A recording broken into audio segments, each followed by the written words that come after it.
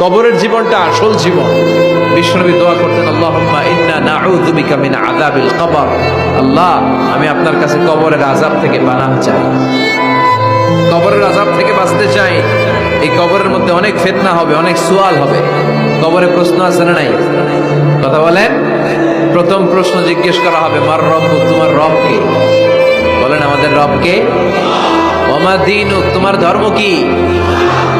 বিষ্ণুনবীর চেহারা দেখিয়ে বলা হবে, তাআরিফু মান হাযা রাজুল, এই লোকটারে চিনো? আমরা কি বলবো?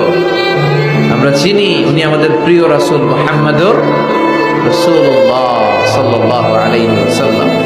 এরপরে জিজ্ঞেস করা হবে, এগুলো কোত্থেকে শিখলা? আমরা বলবো, কোরআন থেকে। ফায়ুফসাহু লাহু কবরুহু ৭০ যিরাআন। সুন্দর সুন্দর উত্তর করতে পারলে আপনার কবরটারে ৭০ হাত লম্বা করে দেওয়া হবে।